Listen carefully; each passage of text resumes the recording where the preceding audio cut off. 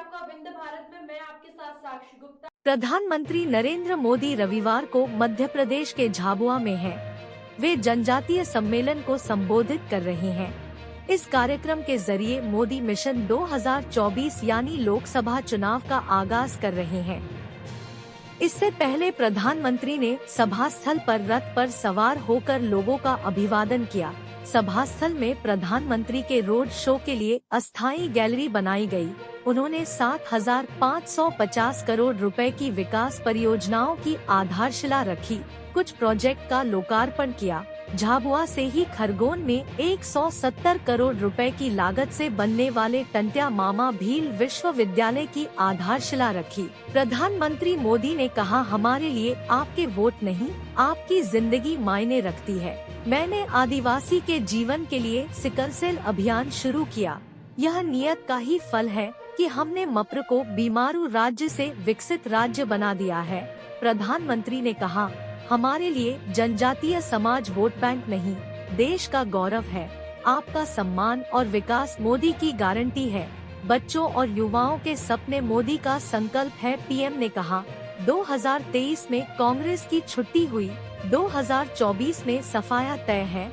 कांग्रेस का एक ही काम है, नफरत, नफरत और नफरत। प्रधानमंत्री ने कहा, कुछ लोग कह रहे हैं कि मोदी मध्य प्रदेश में झाबुआ से लोकसभा की लड़ाई का आगाज करेगा। बताना चाहता हूं कि मोदी लोकसभा प्रचार के लिए नहीं आया है। मोदी तो सेवक के तौर पर ईश्वर रूपी एमपी की जनता का आभार मानने आया है। एमपी ने पहले ही बता दिया है कि 2024 में 400 पार। प्रधानमंत्री नरेंद्र मोदी ने कहा, मैं झाबुआ की पावन मिट्टी को नमन करता हूँ। झाबुआ जितना मध्य प्रदेश से जुड़ा है, उतना गुजरात से भी जुड़ा है। झाबुआ से मध्य प्रदेश और गुजरात के दिल जुड़े हुए हैं। प्रधानमंत्री नरेंद्र मोदी ने 7,500 करोड़ रुपए की विकास परियोजनाओं की आधारशिला रखी, कुछ प्रोजेक्ट का लोकार्पण किया। झाबुआ से ही खरगोन में 170 करोड़ रुपए की लागत से बनने वाले टंट्या मामा भील विश्वविद्यालय की आधारशिला रखी। पीएम मोदी ने 6,511.95 करोड़ के प्रोजेक्ट का लोकार्पण किया।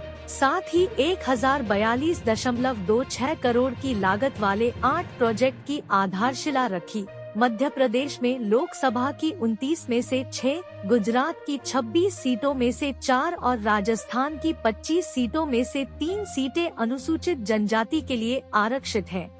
साथ ही ऐसी कई सीटें भी हैं जहां आदिवासी वर्ग जीत-हार में अहम भूमिका निभाता है। देश के 17 राज्यों में आदिवासी वर्ग के लिए 47 सीटें रिजर्व हैं।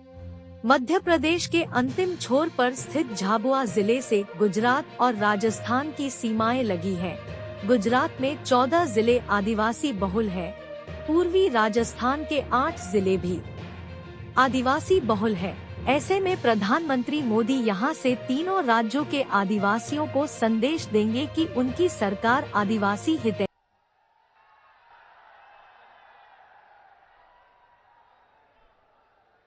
भारत माता की, भारत माता की। मुझे तुरंत उठना इसलिए पड़ा क्योंकि हेलीकॉप्टर बाद में चलेगा नहीं, आगे के कार्यक्रम मेरे अटक जाएंगे। वैसे हमारे आपकी स्थानीय भाषा में सुनने का मुझे भी बड़ा मजा आ रहा था, लेकिन मुश्किल था, समय का समस्या थी। भारत माता की, भारत माता की, भारत माता की। बाबा डूंगर देव की, बाबा डूंगर देव की। बदा भाई ने राम राम। केम छो बदा? मजामा? हाँ, हमने जापમાં આવી એટલે એમ લાગે કે ઘેર આયા છીએ।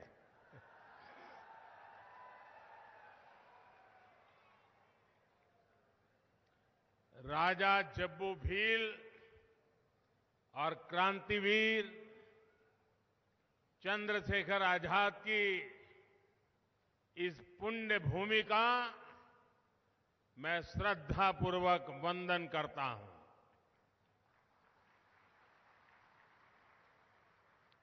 जाबुआ, अलीराजपुर, एमपी, गुजरात और राजस्थान की एक प्रकार से संगम स्थली है। भाषा, बोली, खान पान, रहन सहन सब कुछ एक जैसा है। और मुझे तो जब संगठन का काम करता था, या अनेक परिवारों से बरसों बरसों तक नाता रहा, और आज कई लोगों से मिलने का मौका भी मिला। जाबुआ, अलीराजपुर के हर दौर का साक्षी रहने का मुझे अवसर मिला है। जब भी यहां आता हूं तो पुरानी यादें ताजा होना बहुत स्वाभाविक भी है, और इसलिए आज एमपी विधानसभा चुनाव के लिए, क्योंकि कल शाम को प्रचार अभियान समाप्त होने वाला है,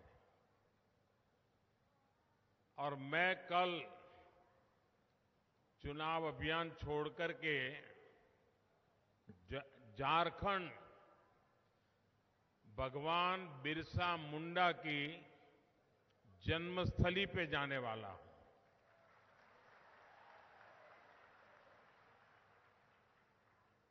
कल उनके जन्म जयंती पर श्रद्धा सुमन अर्पित करने के लिए जाने वाला हूं, और इसलिए मध्य प्रदेश के वर्तमान चुनाव में एक प्रकार से मेरी आखिरी सभा है। और मुझे अच्छा लगा कि मेरे अपने घर में ही मेरी आखिरी सभा हो रही है। यहां से मुझे इंदौर में रोड शो के लिए जाना है, लेकिन सभा यही मेरी आखिरी है। और मुझे विश्वास है कि मेरी आखिरी सभा चुनाव नतीजों में नंबर 1 बन जानी चाहिए। बना दोगे ना? बना दोगे ना? और मैं देख रहा हूं यहां जितने लोग हैं उससे शायद 2 गुना लोग बाहर खड़े हैं हेलीकॉप्टर के पास। जिस तरह का माहौल इस बार पूरे मध्य प्रदेश में देख रहा हूं, साफ साफ नजर आ रहा है कि जनता जनार्दन की गारंटी है कि कमल खिलने वाला है। और मैं नजर देख रहा हूं कांग्रेस इस चुनाव में कहीं टक्कर में ही नजर नहीं आ रही है। इसलिए कांग्रेस मध्य प्रदेश में एक बहुत बड़ी शर्मनाक हार की तरफ बढ़ रही है। 17 नवंबर को मध्य प्रदेश के लोग विकास को चुनेंगे, भाजपा को चुनेंगे। कांग्रेस के पंजे को मिलेगी करारी हार। एमपी चुनेगा भाजपा बार बार।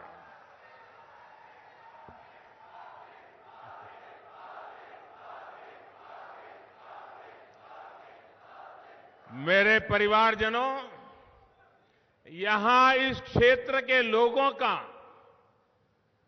गुजरात में इतना आना जाना है, इतनी रिश्तेदारी है। वहां कुछ महीने पहले ही चुनाव हुए हैं। आपने देखा है कि अंबाजी से लेकर उमरगाम तक पूरे आदिवासी पट्टे में, ये दाहोद हो, छोटा उदेपुर हो, सारा आप तो जानते हैं सब, पूरे आदिवासी पट्टे में कांग्रेस का सुपड़ा साफ हो गया। आदिवासी समाज ने कांग्रेस को पूरी तरह से नकार कर रखा हुआ है। देश की जनता जान गई है, मध्य प्रदेश की जनता जान गई है, मेरा एक एक आदिवासी परिवार जान गया है, कांग्रेस आई तबाही लाई।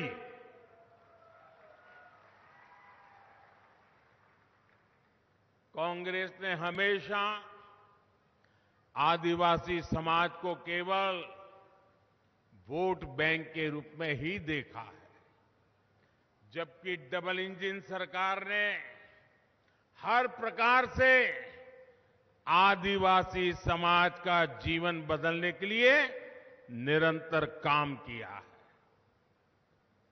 आप राजस्थान में भी आते जाते रहते हैं, वहां भी आदिवासी समाज कांग्रेस से भड़का हुआ है। मैं मध्य प्रदेश और छत्तीसगढ़ के भी अनेक आदिवासी साथियों से बीते कुछ समय में मिल चुका हूं। हर तरफ कांग्रेस के विरुद्ध घनघोर गुस्सा और भाजपा पर अभूतपूर्व उत्साह दिखाई दे रहा है। मेरे परिवारजनों, कांग्रेस पर आदिवासियों के गुस्से और भाजपा पर आदिवासियों के भरोसे के कुछ ठोस कारण हैं।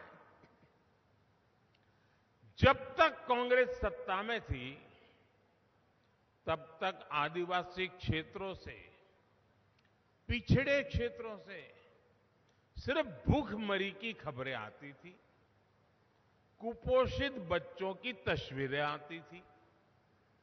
कांग्रेस के नेता गरीबों की झोपड़ी में जाकर फोटो खिंचवाते थे, 10-10 कैमरा वालों को लेकर के जाते थे, तस्वीर चमकाते थे, उनकी गरीबी दिखाते थे, उनकी बेहाली दिखाते थे, और एक बार फोटो चमक गई खुद की, फिर उन आदिवासी परिवारों को भूल जाते थे। ये ड्रामा नाना ने भी किया, दादी ने भी किया, पिता ने भी किया, सबने किया, यही काम किया। जिन बच्चों को कांग्रेस के राज में सही पोषण नसीब नहीं था, वो बच्चे कांग्रेस नेताओं की तस्वीरें सजाने के काम आते थे। ये बात करते हुए भी मेरे दिल में बहुत दर्द होता है, पीड़ा होती है, लेकिन सच्चाई बताना जरूरी है।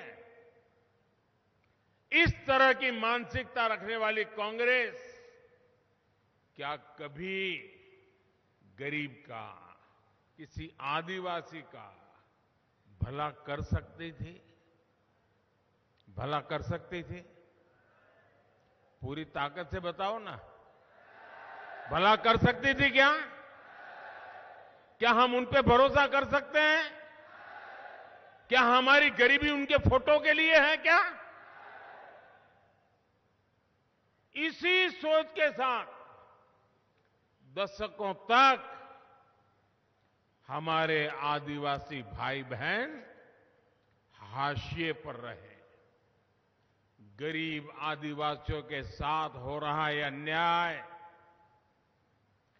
अगर जारी रहता तो भारत कभी आगे नहीं बढ़ सकता था।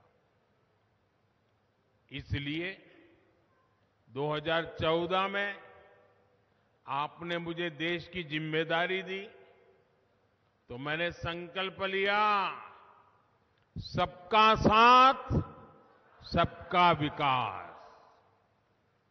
भाजपा ने वंचितों को वरीयता दी।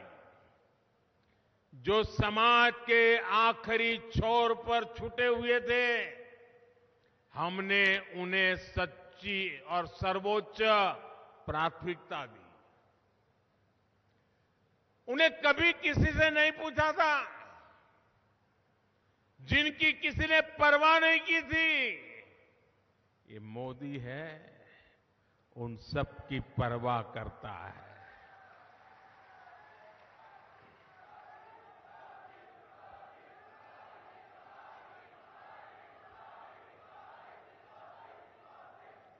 मैं तो जिंदगी के में कई वर्ष मुझे आदिवासी भाइयों के बीच काम करने का मौका मिला है। वर्षों तक मैं बस में दाहोद और इस सारे बेल्ट में आया करता था। ये कांग्रेस की सरकारें थी तब क्या होता था, वो आते थे, फिर कहते थे कि सरकार ने योजना बनाई है, आपको बैंक का लोन मिलेगा,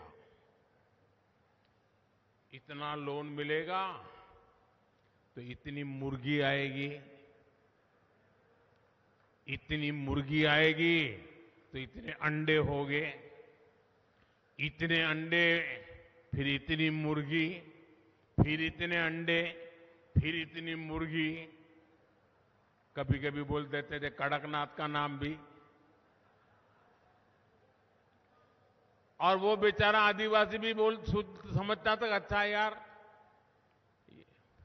पैसे का लोन मिल रहा है,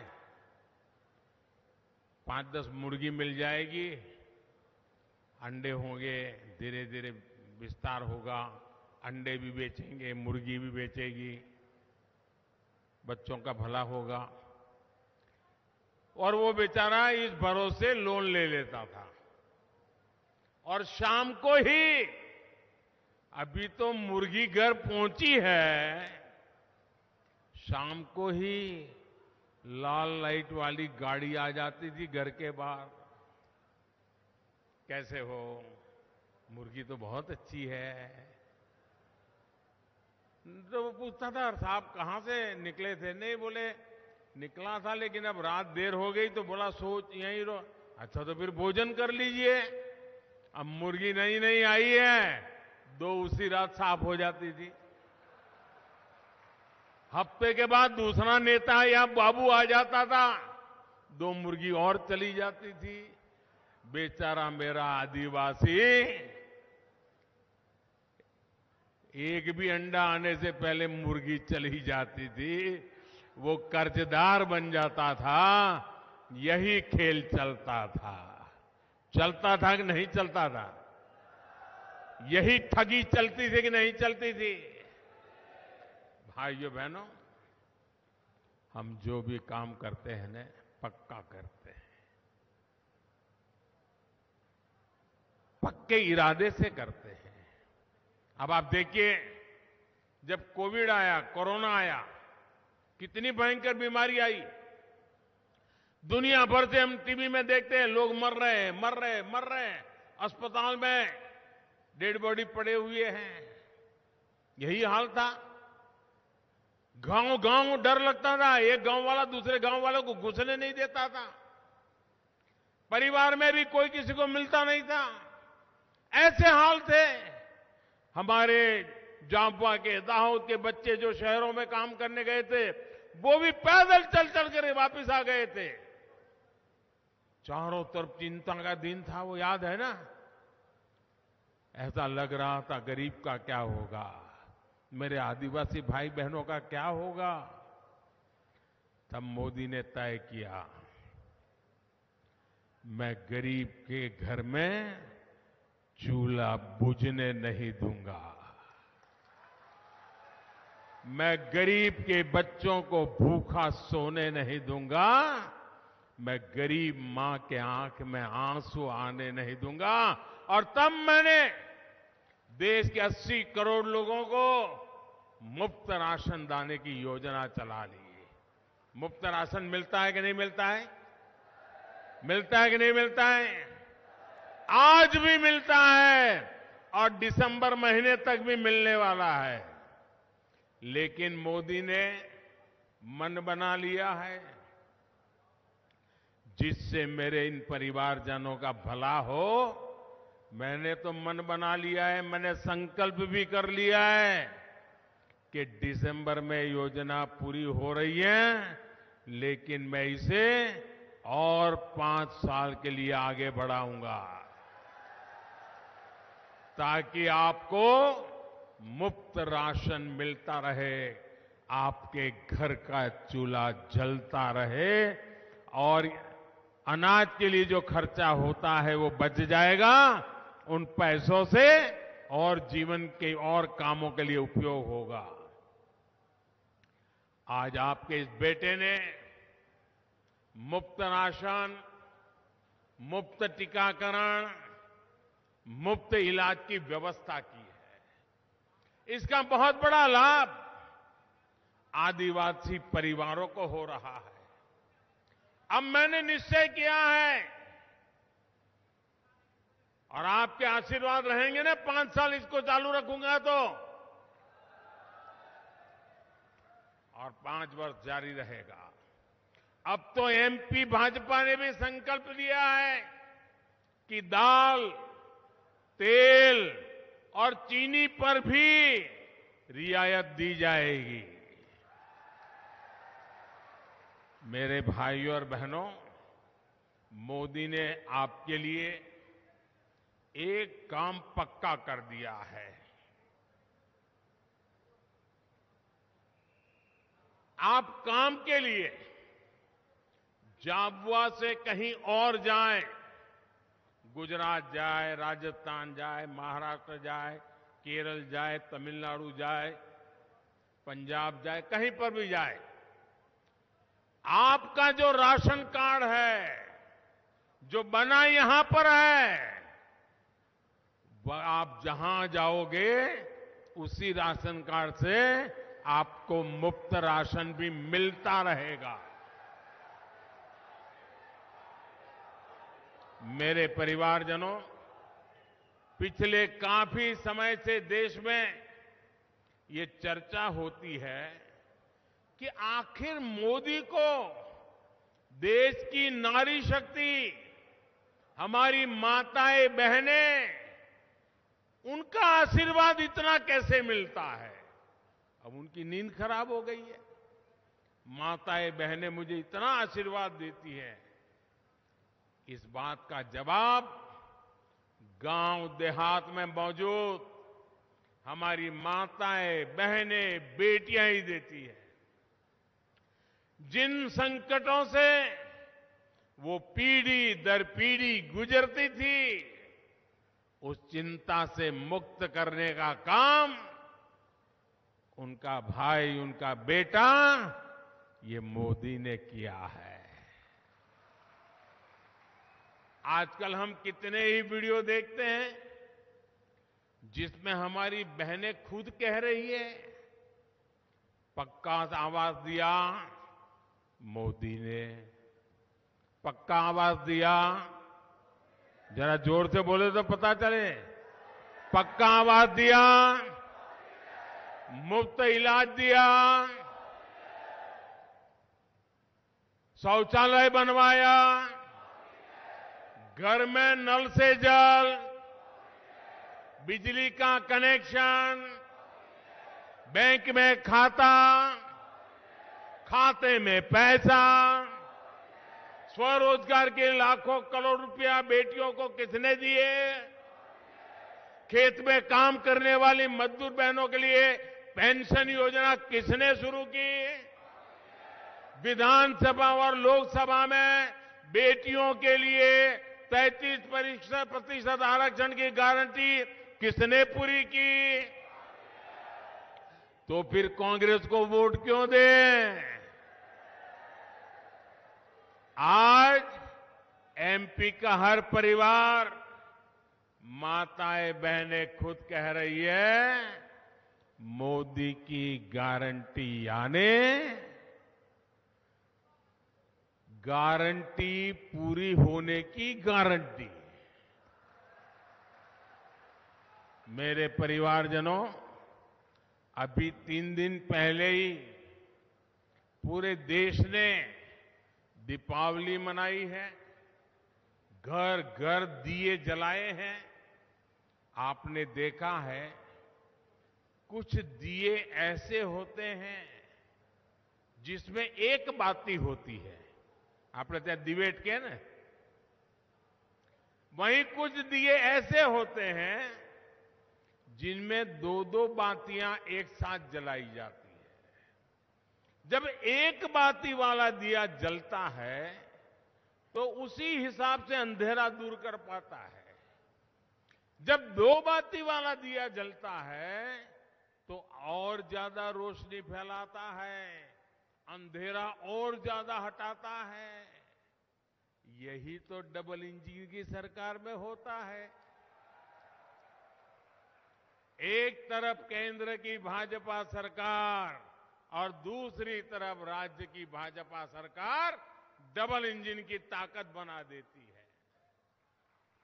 यहां एमपी में भी हम डबल इंजन की सरकार का डबल फायदा देख रहे हैं। केंद्र की भाजपा सरकार गर्भवती माताओं बहनों को पीएम मातृ वंदना योजना के तहत हजारों रुपए दे रही है।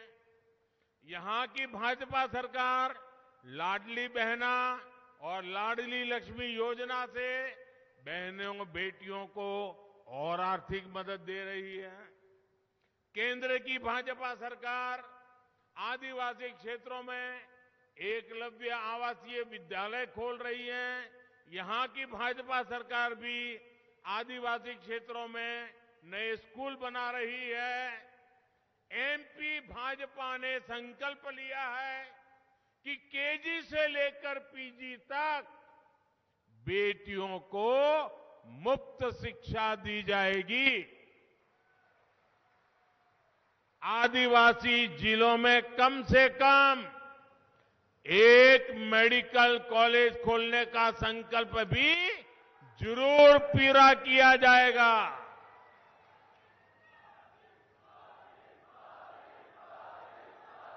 और हमारी गारंटी की ताकत दूर नहीं है।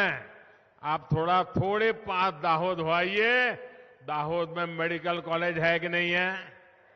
आपके पड़ोस में बनाई नर्सिंग कॉलेज, मेडिकल कॉलेज, सब कुछ। क्यों? मोदी है तो मुमकिन है। यहां भी होके रहेगा। साथियों, केंद्र सरकार ने पहले मुफ्त गैस कनेक्शन दिया और अब गैस सिलेंडर 500 रुपये तक सस्ता किया है। एमपी भाजपा ने बहनों को इसमें भी और अधिक राहत देने का संकल्प लिया है। वन उपजों के अधिक दाम मिले, इसके लिए केंद्र सरकार 90 से अधिक वन उपजों को एमएसपी के दायरे में लाई। केंद्र सरकार ने ही वन धन योजना शुरू की। आज आदिवासी परिवारों के लाखों साथियों को इससे रोजगार मिल रहा है। अब एमपी भाजपा ने संकल्प लिया है कि 4000 रुपये प्रति बोरा तेंदू पत्ता खरीदेंगे। ये भाजपा की केंद्र सरकार ही है जो छोटे किसानों के लिए पीएम किसान सम्मान निधि लेकर आई है। यहां की भाजपा सरकार ने इस मदद को 2 गुना यानी 12,000 रुपये कर दिया है। केंद्र की भाजपा सरकार ने धान और गेहूं के एमएसपी को लागत को 1.5 गुना किया। अब एमपी भाजपा का संकल्प है कि गेहूं 2700 रुपये और धान 3100 रुपये प्रति क्विंटल खरीदा जाएगा। दिल्ली से मैं आपके लिए जो कुछ भी करता हूं उसे यहां की भाजपा सरकार कुछ न कुछ जोड़ती है, उसका विस्तार देती है और तेजी से आप तक पहुंचाती है। ये डबल इंजन सरकार का डबल फायदा होता है। लेकिन आपको सावधान रहना है। जहां जहां कांग्रेस की सरकार है, वहां कांग्रेस की पूरी ऊर्जा, उनका एक ही काम बच जाता है, मोदी जो कर रहा है उसको रोको, मोदी की योजनाओं को आगे मत जाने दो, अपने राज्य का नुकसान हो जाए तो होने दो, लेकिन भारत सरकार कोई भी काम लेकर के आए हैं मत करो। अरे तुम्हारी राजनीति तुम्हारे घर रहने दो, ये लोगों का नुकसान क्यों करते हो, ये प्रकार के खेल क्यों खेलते हो। और इसलिए भाइयों, कांग्रेस सुधरने वाली नहीं है। उसको तो घर रखना, उसके वापिस रहो, वहीं रहो, वापिस आओ मत, यही करना पड़ेगा। करोगे ना? पक्का करोगे? मेरे परिवारजनों, जाब्वा को आदिवासी हस्तशिल्प और हथकरघा उद्योगों के लिए भी जाना जाता है। हम तो पद्मश्री देते हैं ना, तो भी यहां के लोगों को ढूंढते हैं।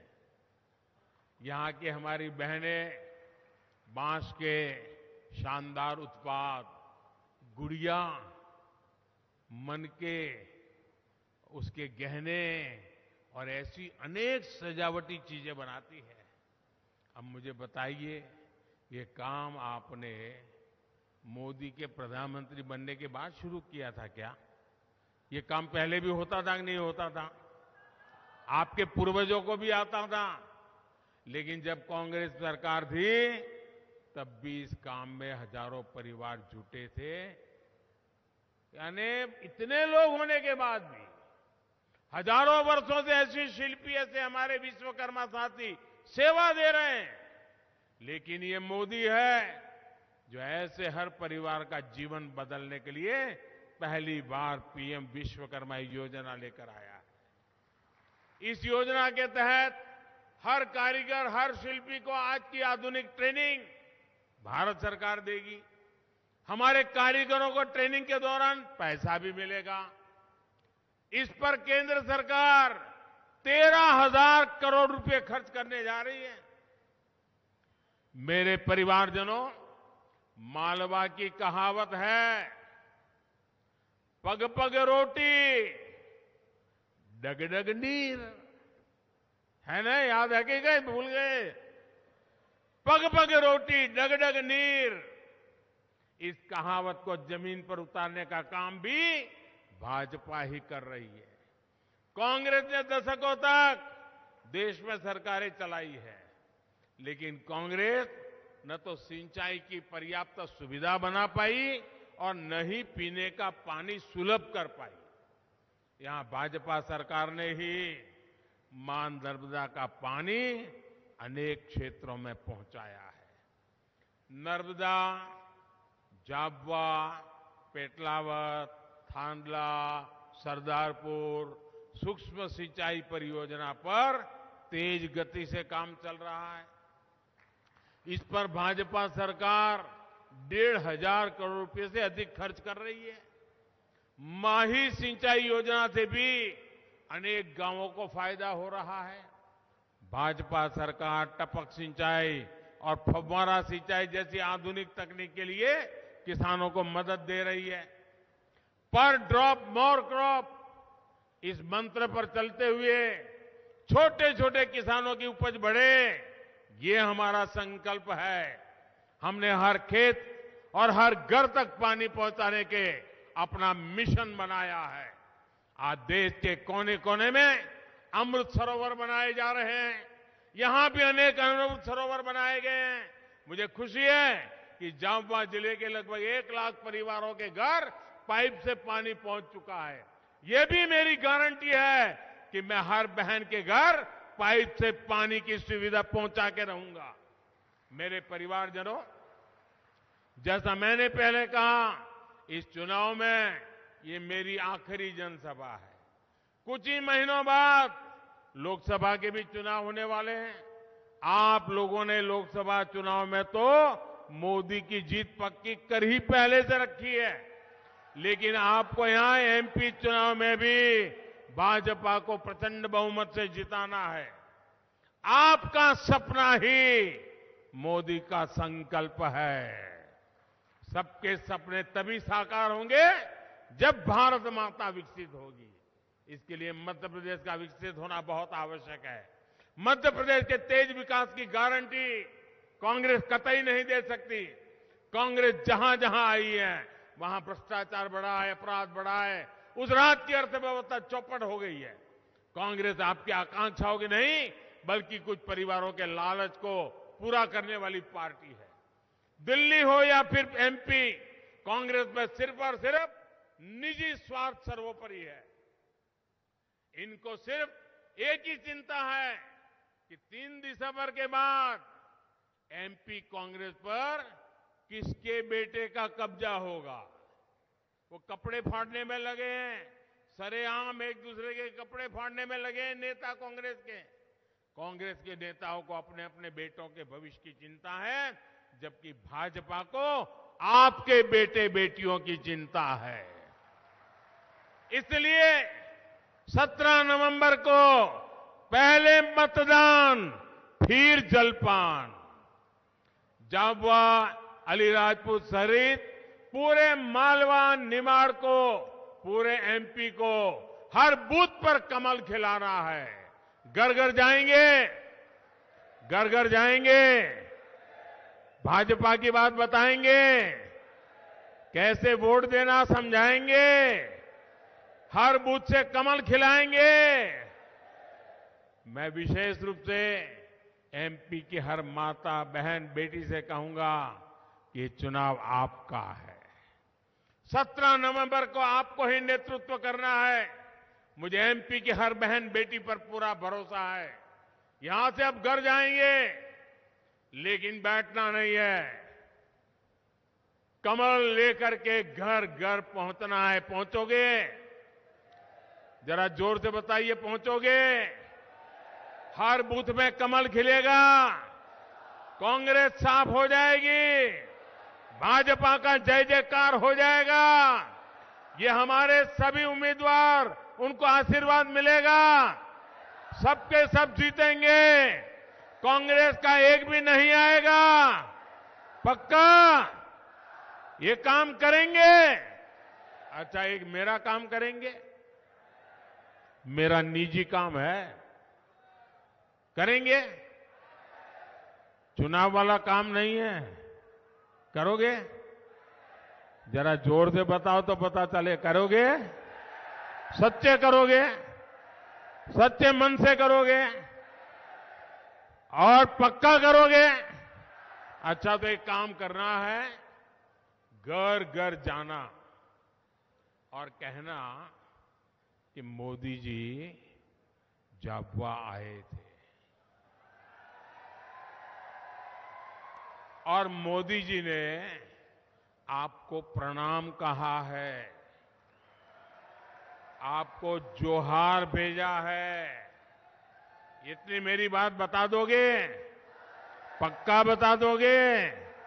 जब मेरा प्रणाम हर परिवार को पहुंचेगा ना, तो उस परिवार का मुझे आशीर्वाद मिलेगा। उस आशीर्वाद से मुझे ताकत मिलेगी।